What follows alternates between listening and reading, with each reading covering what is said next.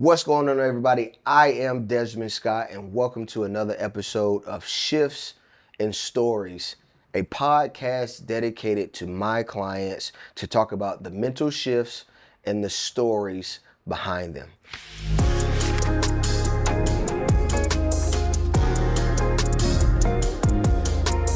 Today on the pod, I got my cousin, not for real. Right. Ebony Scott, everybody, hey. What's happening there? Hey. What's crack-a-lacky, baby? Welcome to the podcast. Thank you. Thank you for having me. Absolutely, I appreciate you for joining me today, taking time out your busy schedule. Right.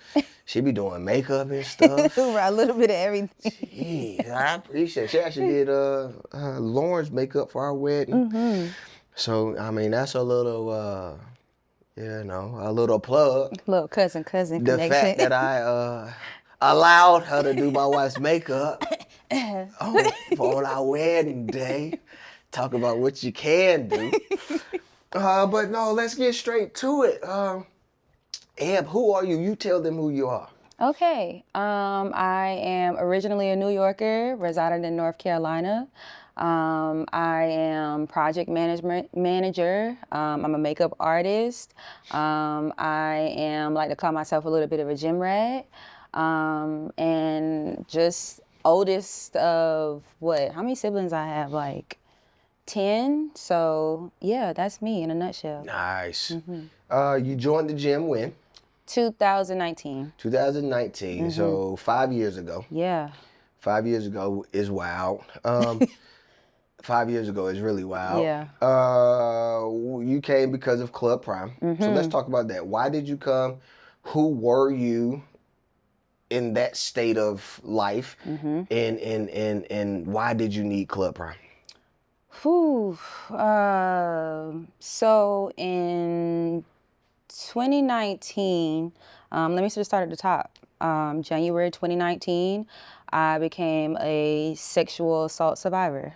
And at that time, I needed community.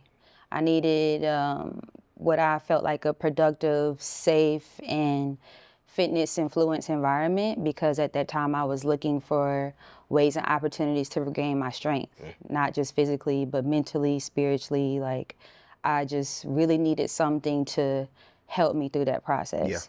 Yeah. And Club Prime was booming. Like, I could not get on Instagram without seeing Club Prime or seeing the lines parked up and down the street. And I knew people that were coming, and it was just, come on, try it out. And I think you sent me a picture a while ago of my first Club Prime. Yeah. And I was just like, I looked like that? Crazy. Like, nobody told me I was looking like What kind of friends did I have? So yeah, and it's been fun. Anytime you had it, I found myself there. So it was a really good environment. Let's talk about Club Prime real quick, because we haven't done Club Prime for real. For real. Like how it used to be? Man, Yo, we used to have 130 people in here. Packed. Every Wednesday. Mirrors sweating. Yo. Like, good vibes, dancing, DJs. Talk about it. It was a club. Talk about it. It was a club. Talk about it. Yo. Mm-hmm. Club Prime used to be jumping. Yeah. We used to have smoothie bar. Everything. Jumping. People used to come from Greensboro. Mm-hmm. Club Prime at was night. On a Wednesday. On a Wednesday night. They still had to go to work on Thursday. That was Bible study night. Yeah. Popping. And because it was Bible study night, I used to try to give a word before we started. Right. So that we could get a little bit, Yo. Club Prime was jumping. Yeah. So 2019, and then you needed strength. You found strength in the community of Club Prime. And then how long did you do Club Prime? I wasn't in there long. I want to say about 3-4 months. Okay. Honestly. And just in what I was getting from that space, I decided to come to the group training. At that time, you had to be invited to the 5 a.m. sessions. Talk. So I was coming in after work, and you saw the commitment and the dedication and like just my willpower to just get what needed to be done. So I was eventually invited to the 5 a.m. and that's when I joined the gym. But it definitely set a new standard in my life at that time that I was what I was looking for. Yeah. So that's what made me join. So what you were able to get in terms of strength that you were looking for. Give an example, if you can, or explain to the people what that strength looked like that you were able to receive. Yeah. So it wasn't in strength. I'm not even just focusing on, like, of course, the definition, like physical strength. It was more so of a mental strength that I was witnessing, especially in those 5 a.m. sessions. Coming in as a new person, it was, okay, I'm not coming in here right at 5. I'm coming in at 5 or 4:45. I see other women in here already at 4:15, 4:30. They're warming up, they're starting, they have gym bags, they have certain equipment. Like I'm like, wow. It's a mentality like that's already there. And I'm just like, there's women in here that are mothers, great grandmothers, 2 jobs, husband, children, and they still getting it up every morning and making it happen. So I'm just like, I'm a student and working at a university, and I'm sitting here complaining like I don't have enough time in my day, but I'm looking at these other women, Black women, that are getting up every morning at the crack of dawn. All right, let's get to it. It's the hardest part of my day. Let's knock this out. Yeah. So how did that seed impact the beautiful person you are today? Yeah. It allowed me to start by learning to put myself first. As the oldest of a lot of siblings in a big family, that's something that I struggled with even before coming in the gym in 2019. It was always me putting my family first, putting friends first, putting relationships first, but never really truly sitting with myself and giving myself what I needed, or not even recognizing what that looked like, what that process looked like. So coming in here and, like I said, seeing those women do that at the start of their day forced me to just come in here and like, okay, I'm in here by myself. It's no distraction of what nobody else need. I'm literally for these 60 minutes, it's just me, it's this weight, it's nobody helping me lift my weight. It's all, okay, this is me, this is what I gotta lift. And the weight don't stop once I leave out the door. I gotta get home, I gotta make sure I eat right, I gotta make sure I drink my water, I gotta make sure I'm taking these supplements. And it just elevated the woman that was already manifesting inside of me. Yeah. The weights don't stop when I leave out of here. Yeah. Yeah. Yeah, that's big. That's big. I love that we can parallel the gym to so many things outside of this place. And the weights don't stop outside the gym is popping. I tell y'all all the time, like, if y'all can do these 60 minutes, anything outside of this gym. It is. Literally. Okay. Because it became my motto. This is the hardest part of my day. Yeah. Anything else that happens today, I could literally laugh at. It's 4:15, 4:30, 5 o'clock a.m. and I'm already lifting 200 and some odd pounds on my back. What else? What else could? It's nothing. Yeah. So to the person that is struggling lifting that weight outside of the gym, but they've yet to come inside the gym, tell them how lifting these weights makes that weight lighter. Oof.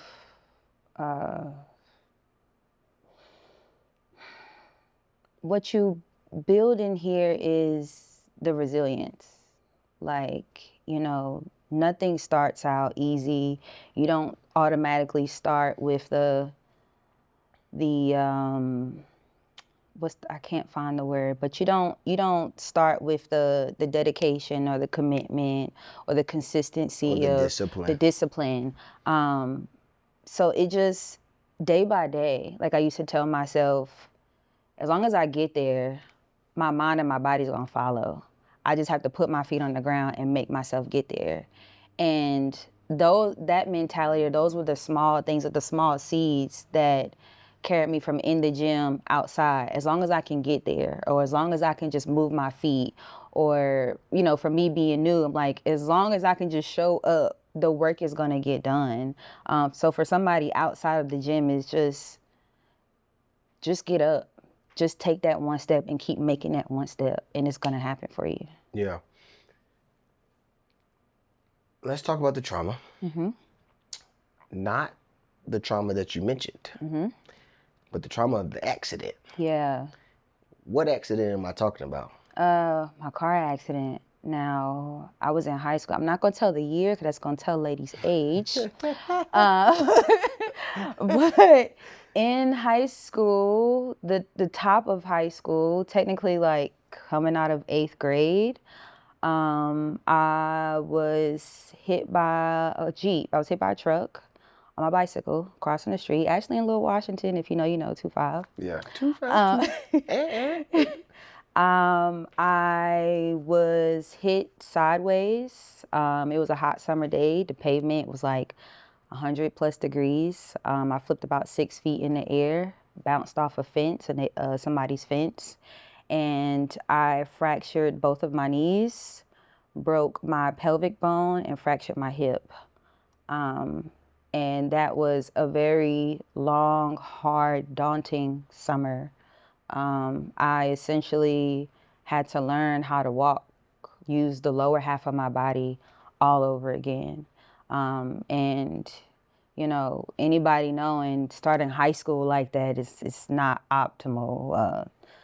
Coming in there from a wheelchair to a walker, like old lady geriatric walker, to crutches, and having to change through classes and everything.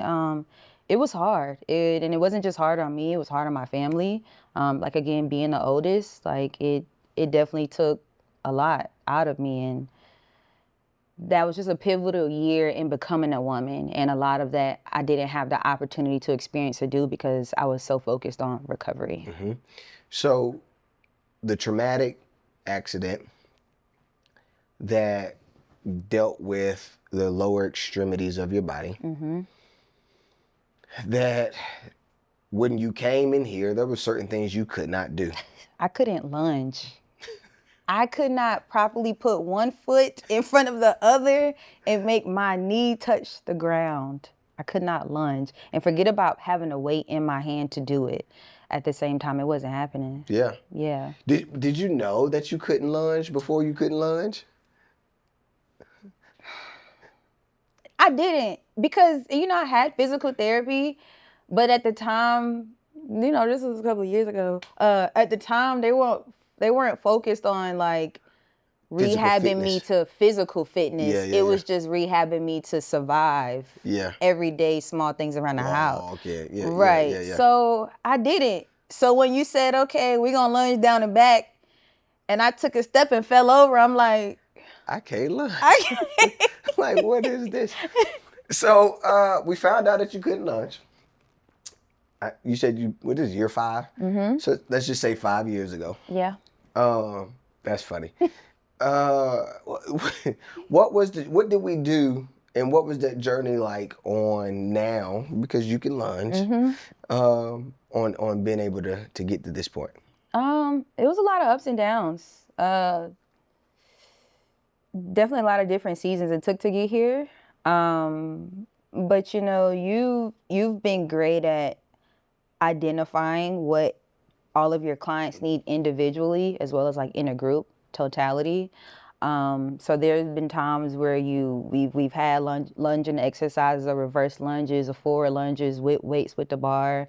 And depending on the season that I was in, you would make modifications for me, or you would have me do other exercises, or send me different stretches or things to do, or like leg extensions to help strengthen the muscles around what I needed for me to be able to get there. Mm-hmm. Yeah. And so now we're lunch. I'm gonna go back, but we're gonna come right back here with this question. Trauma was the main reason that you wanted to get in here. You wanted to gain that strength. But was there any physical vanity, non-vanity, like did we have any of those aspirations when coming in? Yes, Okay, definitely. talk about it. Because social media is a thing. And just being naive and ignorant of genetics and just what each individual body is capable of, and just not being privy to the thing. And no shade to no woman, because all what we do, what makes us happy as individuals. But work being done or additives that are being taken to achieve a certain type of look. There was a period where I'm like, I want to look like this. And I would send you, like, literally anytime I seen photos or videos, I'm like, this is what I want to look like. I need you to help me get there. And I just didn't want to hear anything else other than, okay, I'll make you look like that. Mm-hmm. And at one point, you're like, okay, since you want to look like that, I'm going to show you I'm going to give you the process of what it's going to take. And midway through it, I'm like, I can't find clothes to wear. I don't like this. I'm not comfortable. But it took for me to be and get in it to realize this is not what I want. This is not what I thought I wanted. I'm not comfortable. Not just how I look, but on the inside, I'm not comfortable. I'm not happy. So I'm like, I had to understand is this the look I want, or do I want it because other people want to see me look like this? Mm-hmm. Yeah, let's talk to that. I'm uncomfortable. Let's talk about that. So, I remember very vividly telling you, look, either you want to look good in the 2-piece bathing suit, yeah, or you want to be the strongest version of yourself. We can't do both right now. Yeah. Maybe next year we can have both. Yeah. But leading into this summer, we got to make up our mind. Yeah. Do we want to squat and deadlift and bench this? Or do we want to be in a 2-piece bathing suit? How did my response to your question impact you? It hurt my pride at the time. Because I'm the type, I'm like, why can't I have both? Why can't I have it all? Up until that point, I was so used to like having my way and getting my way. So I'm just like, this man don't know me. He don't know my body. Like, if I said I'm going to do this, I'm going to do this. Yeah. And I was very resistant, and I definitely tried. But it's like, all right, what the heaviest I was like 190. We got you there, didn't we? You know. You was thick, though. I was thick, but I'm like, the stomach. It's like, I was there, but once I got there, I'm like, this not it. Yeah. Kudos to all the thick girlies. But I was uncomfortable, and I didn't like having to figure out how to dress around my body. Mm-hmm. I realized that I wanted to wake up and be able to put whatever I wanted to put on and just go and feel confident and look how I wanted to look. Yeah. Did that process allow you to, I know it did, but did it allow you to understand the process of bodybuilding, not the sport, but bodybuilding, building the body in the process that it takes? And I know it did. And so I want you to talk about, because I believe that people think they can come into the gym or start training, and it's like, okay, I want this to be my end goal. And they think that 6 months or even a year, they should look like. Right. So, right. Go. Because like you said, this is year 5. 5 years. And I feel like I'm finally where I said I wanted to be, of having a certain look and having a certain amount of strength. And knowing what I know now, like, tell that Ebony 5 years ago, you're crazy to think that's going to happen within the same year. Right. Like, my body personally is not built to perform that way, especially knowing that I came in still having to fix the foundation. Like, there was a lot of work that needed to be done. And of course, like you said, muscle maturity is a thing. And it's a process of like bulking and cutting. And it took me, of course, your other programs, hot cross buns, shout out to Prime 45. It took 3 rounds of hot cross buns plus cutting. I just finished my second Prime 45 for me to finally have my hourglass figure or the visual of what I want to see in the mirror. It definitely did not happen overnight, because to go from having to eat, 350, 400 grams of carbs. Eat it. And eat all your protein. 200. And you almost 200 pounds already with no protein powder? Yeah. You get tired of chewing. Yeah. Talk to it. Shout out to Hot Cross Buns, because that's a program that people don't know about. That's a secret program. Hot Cross Buns. She no joke. Hot Cross Buns. She no joke. What is that? Hot Cross Buns. Is that a nursery rhyme? Is that what is this, a nursery rhyme? It's a nursery rhyme. I think so. It's Hot Cross Buns, a nursery rhyme. So I stole. It's a play on, Hot Cross Buns. It is a hamstring, quad, and glute dominant online training program. Mm-hmm. Very dominant. And she'll get you there. Definitely. If you eat and do, she'll get you there. You want to be thick? She gonna get you there. She gonna get Quick. you there. 100%. 100%. So shout out to Hot Cross Buns. So took you 5 years to get to where you want it to be your hourglass figure, and being able to match that with strength. So to the people that starting out, and you hinted at this, what do you tell them about the journey?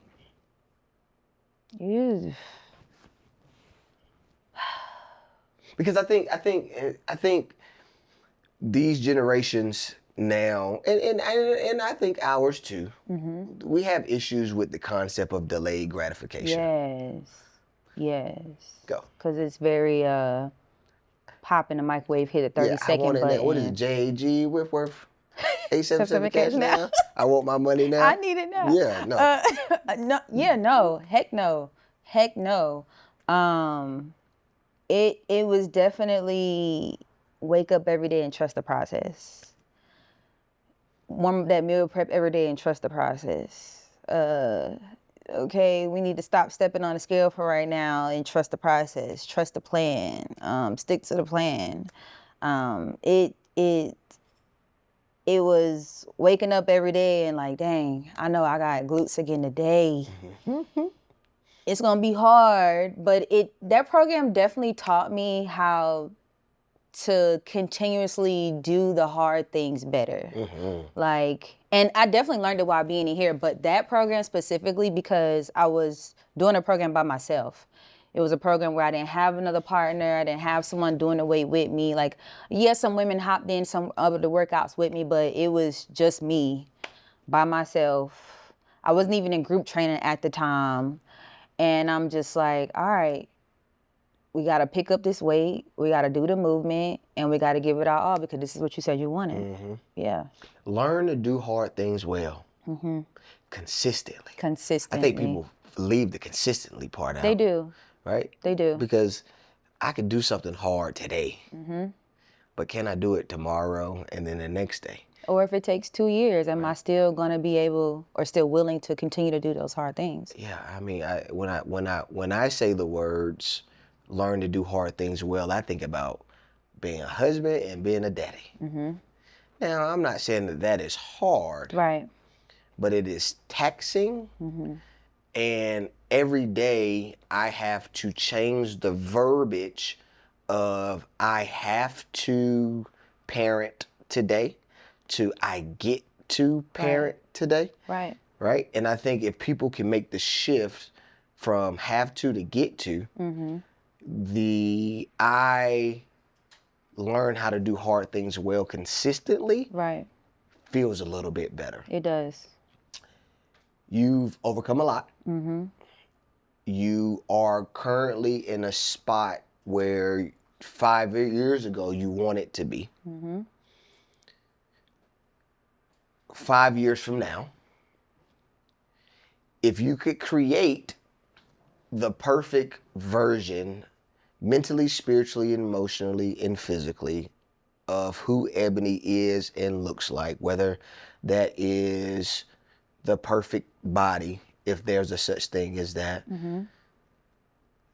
a spouse, a spiritual relationship, emotional journey of how you talk to people, like the prayers that you pray secretly that nobody knows about, and who you ask God to allow you to become.